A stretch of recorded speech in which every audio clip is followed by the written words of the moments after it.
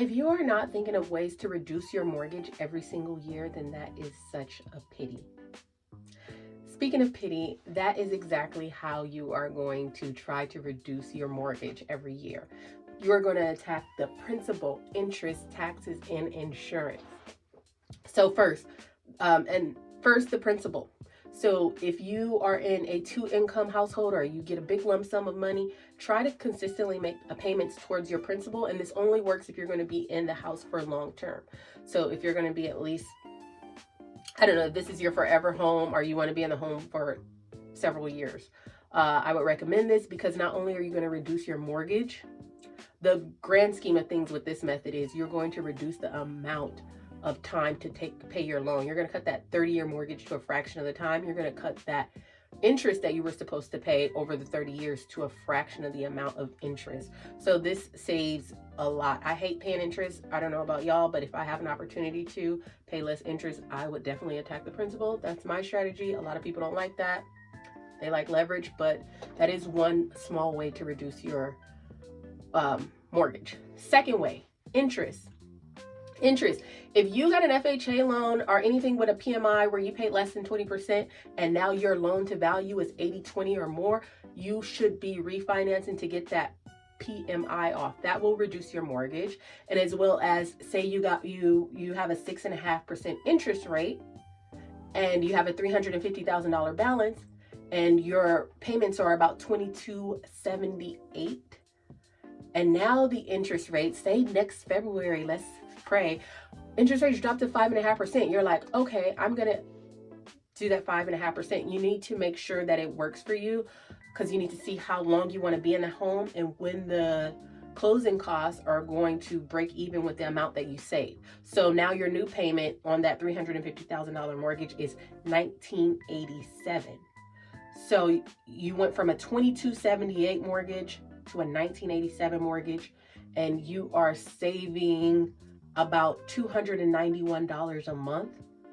And you would have to figure out how long will it take that $291 a month to cover the closing costs, which is $6,000. So doing the math, you divide that, it'll take 20 months and 20.6 months. So if you don't plan to stay in the home that long, then it's not worth the refinance. But however, you will get a lower payment. However, you still at that $6,000 closing cost.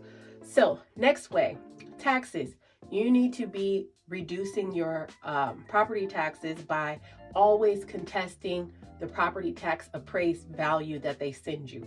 Every single year, I don't care if it looks good, if they're spot on the money, I'm always going to try to contest the property taxes and say my home should be valued less because I want it to be taxed at a lower on a lower amount.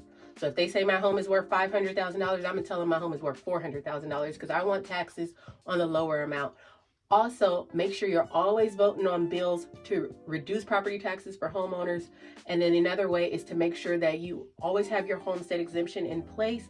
And if you're 65 or older, make sure you file that exemption as well. If you are a veteran, disabled veteran, make sure you file that exemption as well. And if you are 100% service connected, 100% disabled veteran, you're not even supposed to be paying taxes. So we need to figure that out. If you need help contesting your taxes or figuring out what tax exemptions you may qualify for, I can help you out with that. And the last one is insurance. My least favorite, to be honest with you. Always, always, always shop insurance because insurance rates are, you can shop them all the time. Like if Geico says people are saving on their home and auto bundled together, call and get a quote. I get quotes like every quarter. And I'm willing to change. And what's crazy is sometimes you might even get a check in the mail for overpaying for your insurance and you switch. So that gives you a check in the mail. Plus, it'll reduce your mortgage costs because mortgage is principal, interest, taxes, and insurance. And if you reduce any of those components, then you've reduced your mortgage. Do this every year on what you can. Of course, do not refinance every year, but you can do the principal if you're able to, or you can do the tax portion of it or the insurance. I always recommend, if anything, do that taxes and insurance component of trying to reduce your mortgage every single year. And when the opportunity is right, do the interest rate refi. Only if it's right. You can't do that too many times. And then if you are having extra money, do the principal portion of it. So hopefully that helps you guys. Thanks for watching. Bye.